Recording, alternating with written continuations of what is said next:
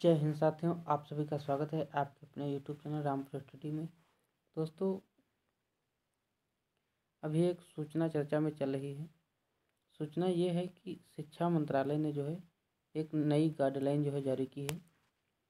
ये जो है 19 तारीख की पेपर की कटिंग है, उसको आप लोग देख लीजिएगा। शिक्षा मंत्रालय ने गाइडलाइन जारी की है। ये गाइडलाइन इस प्रकार की है कि जो 16 साल से जो कम उम्र वाले जो बच्चे हैं वो जो है किसी भी संस्थान में अगर वो कोचिंग या अपन यानी कोचिंग वगैरह जो भी कॉम्पिटिटिव एग्ज़ाम की तैयारी वगैरह कर रहे हैं, उन लोगों के लिए जो सूचना है उनके ही संदर्भ में कहा गया है। शिक्षा मंत्रालय ने गाइडलाइन जारी की है। दाखिला लेने पर 1 लाख का लगेगा जुर्माना। 16 साल, ये जो हिंदी में लिखा हुआ है, 16 साल से कम उम्र में प्रवेश नहीं दे सकेंगे कोचिंग संस्थान।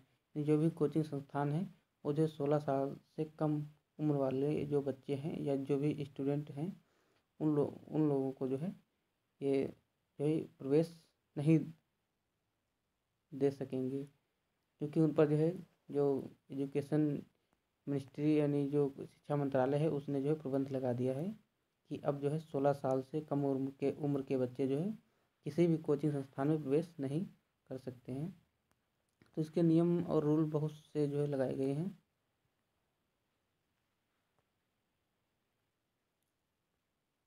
तो देखिए, ये जो पेपर धुंधला हुआ है,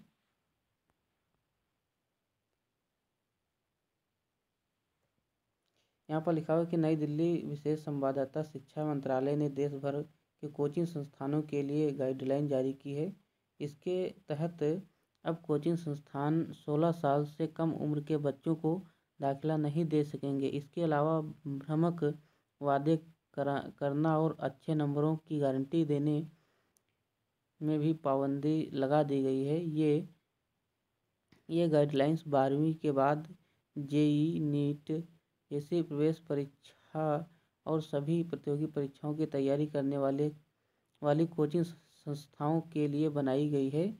गाइडलाइन का पालन न करने पर कोचिंग संस्थान पर 1 लाख रुपए का जुर्माना जो है, अगर वो लोग जो कोचिंग संस्थान वाले हैं या जो भी कोचिंग संस्थान का प्रबंधक है वो अगर इसकी गाइडलाइन के अनुसार गाइडलाइन का जो पालन नहीं करेगा वो जो है 1 लाख रुपए तक का जुर्माना लगाया जाएगा। ज़्यादा फीस वसूलने पर कोचिंग का रजिस्ट्रेशन भी रद्द कर दिया जाएगा। यानी ज़्यादा जो फीस वसूलेंगे उनका जो है कोचिंग का जो रजिस्ट्रेशन होता है ना वो जो है रद्द कर दिया जाएगा। छात्रों की आत्महत्या के बढ़ते मामले में ये जो है निर्णय लिया है। अब यह भ्रामक वादे पर रोक। कोचिंग संस्थान के लिए तय गाइडलाइन के मुताबिक ग्रेजुएट से कम योग्यता वाले फैकल्टी नियुक्त नहीं होंगे। यानी ये जो कोचिंग संस्थान वाले जो टीचर होते हैं ना, वो ऑनलाइन में तो कुछ लोग जो है 12th ही पास होते हैं और जो अपना ऑनलाइन पढ़ाने लगते हैं, तो उनके लिए सूचना है कि वो जो है ग्रेजुएट तो होने चाहिए, नहीं उनकी योग्यता जो होनी चाहिए वो जो है ग्रेजुएट होनी चाहिए। अगर वो ग्रेजुएट नहीं है तो उन लोगों को जो है इसमें जो शिक्षक को पढ़ाने के लिए जो है आमंत्रित नहीं कर सकते। इस तरीके से आप समझ लीजिएगा। फिर लिखा है कि कोचिंग संस्थान अभिभावकों को भ्रामक वादे, अच्छे नंबर और रैंक की गारंटी नहीं दे सकते हैं। कोचिंग 16 साल से कम उम्र के स्टूडेंट का इनरोलमेंट नहीं कर सकते हैं और कर सकते हैं। इनरोलमेंट केवल सेकेंडरी स्कूल की परीक्षा के बाद ही किया जाएगा। नैतिक अपराध के दोषी शिक्षकों को नियुक्त नहीं किया जाएगा। ये सब जो है इसके नियम दिए हुए हैं। अगला है कि पढ़ाई छोड़ी तो लौटानी होगी फीस। इसमें लिखा हुआ गाइडलाइन के मुताबिक अलग अलग पाठ्यक्रमों के लिए ट्यूशन फीस भी फीस होनी चाहिए और फीस की रसीद यानी ये कहा गया है कि फ़ीस की रसीद जो है, अगर वो कोई भी स्टूडेंट अगर किसी संस्थान में इनरोलमेंट करा रहा है तो उसकी फ़ीस रसीद भी देनी चाहिए, उपलब्ध कराई जानी चाहिए। अगर छात्र ने कोर्स के लिए पूरी फीस दी है और तय अवधि के बीच में कोर्स छोड़ रहा है तो छात्र को 10 दिनों के भीतर बची हुई फीस वापस की जानी चाहिए। ये जो है पॉइंट अच्छा है, क्योंकि बहुत से संस्थान ऐसे हैं कि वो फीस तो मान ले 6 मंथ की वो जो है जमा करा लिया, 6 माह की। अब बच्चा जो है मान लो 3 माह तक जो है पढ़ाई किया है, लेकिन वो लोग क्या करते हैं कि जो बाकी जो बच्चे 3 माह बचे हुए हैं उसकी फ़ीस वो जो है लुप्त यानी गायब कर देते हैं, और जो वापस करने का नाम ही नहीं लेते। कहते हैं कि ये जो है, और स्टूडेंट भी जो है वो छोड़ भी देते हैं। क्यों? यानी इतना वो जो है माथापच्ची नहीं करते हैं, वो भी जो है छोड़ देते हैं, इतना ध्यान नहीं देते हैं। तो ये जो है अच्छा पॉइंट है कि 10 दिनों के भीतर बची हुई फीस वापस की जानी चाहिए।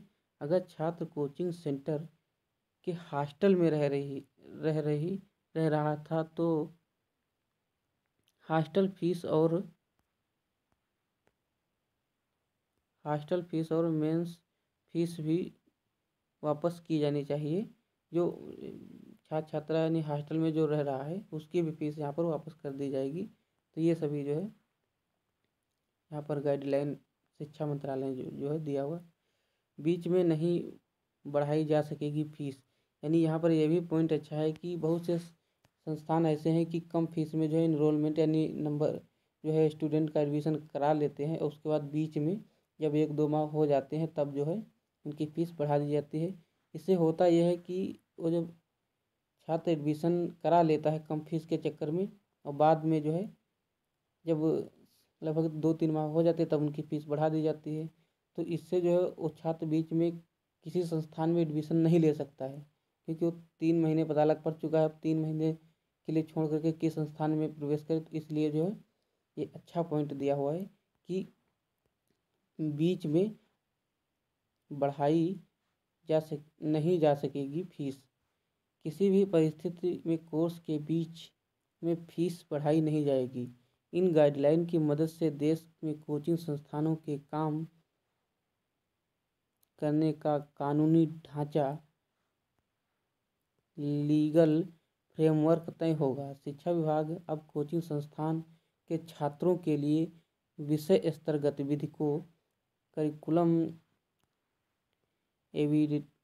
एविटिविटीज, करियर गाइडेंस और साइकोलॉजिकल गाइड्स देने के लिए कोचिंग संस्थानों का नियमन करेगा।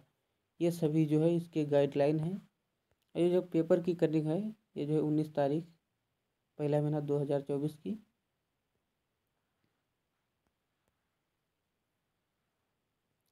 फिर अगला पॉइंट है वेबसाइट पर पूरी जानकारी देनी होगी। फिर लिखा हुआ है कि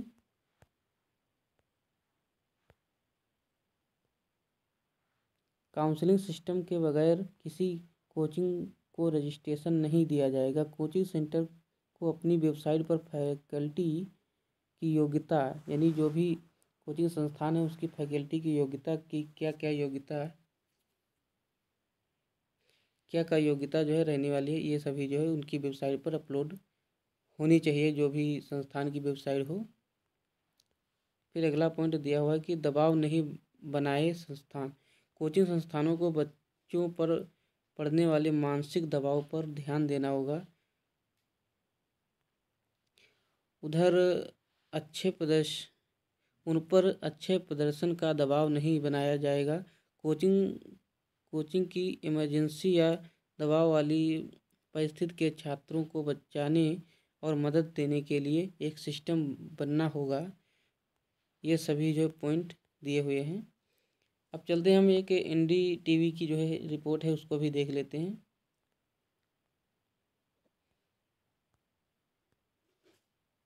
लिखा है कि नई दिल्ली शिक्षा मंत्रालय द्वारा घोषित नए दिशा निर्देशों के मुताबिक कोचिंग संस्थान 16 साल से कम उम्र के विद्यार्थियों को अपने यहाँ दाखिला नहीं कर सकेंगे और अच्छे नंबर या रैंक दिलाने की गारंटी जैसे भ्रामक वादे नहीं कर सकेंगे।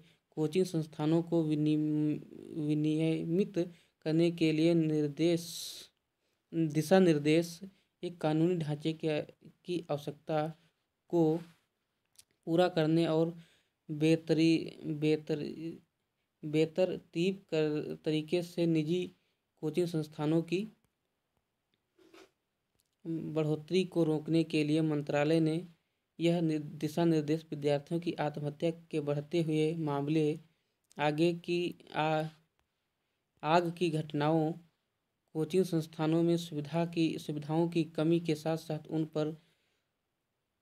साथ उनके द्वारा अपनाई जाने वाली शिक्षण पद्धतियों के बारे में सरकार को मिली शिकायतों के बाद तैयार किए दिशा निर्देश। ये सभी जो है दिशा निर्देश तैयार किए गए, जो जैसा पेपर की कटिंग में था वैसा ही इसमें भी दिया हुआ है।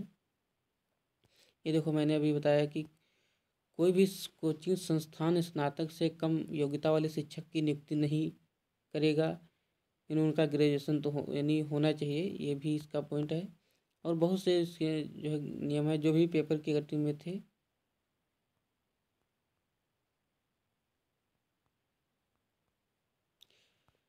तो ये PDF मैं अपने टेलीग्राम पर ढील दूंगा, आप वहाँ से जो है पूरी न्यूज़ देख सकते हैं।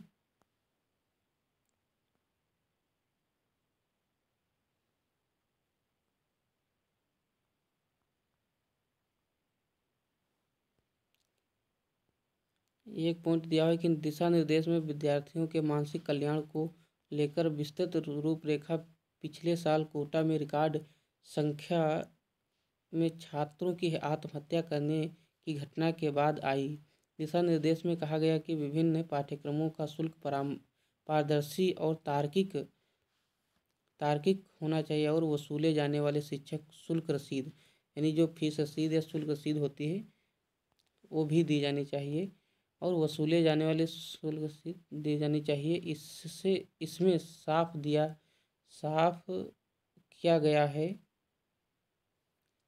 कि अगर छात्र बीच में ही पाठ्यक्रम छोड़ता है तो उसकी बची हुई फीस भी वापस लौटानी होगी। ये जो है अब विद्यार्थियों के यानी जो भी स्टूडेंट हैं उनको जो है घबराने की चिंता नहीं है।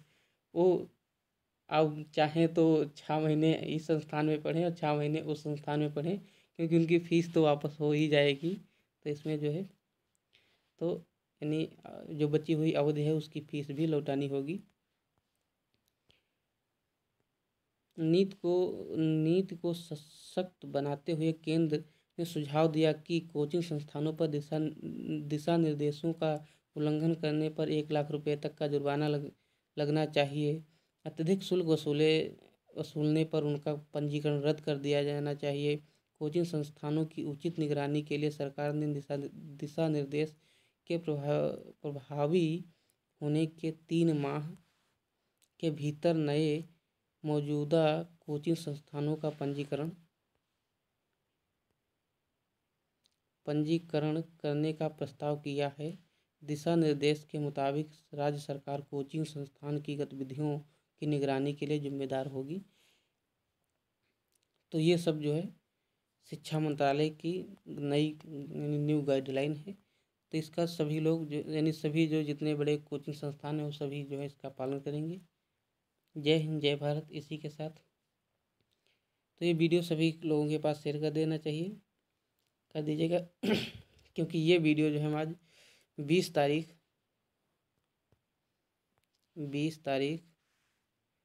पहला महीना 2024 को रिकॉर्ड कर रहा हूँ। और ये न्यूज़ है जो है 19 तारीख की, क्योंकि ये 20 तारीख को हम रात को 2 बजे के आसपास ये वीडियो रिकॉर्ड कर रहे हैं। आप टाइम देख सकते हैं।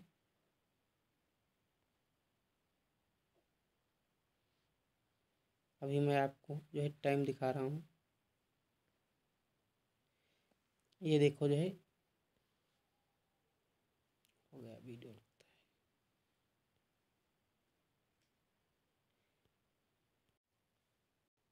ये देखो टाइम जो है 1:41 हुआ है, आप देख सकते हैं। 1:41 पर हम जो है ये वीडियो रिकॉर्ड कर रहे हैं, क्योंकि ये सूचना जो है 19 तारीख की है। वीडियो हम जो है 20 तारीख रात को 1:41 के आसपास हम रिकॉर्ड कर रहे हैं। तो इसीलिए मैं थोड़ा सा बिजी हो गया था, तो उसमें क्योंकि सूचना मुझे भी जो है देर में मिली, तो इसलिए हमने सोचा क्यों ना जो है वीडियो बना दिया जाए। जय हिंद, जय भारत।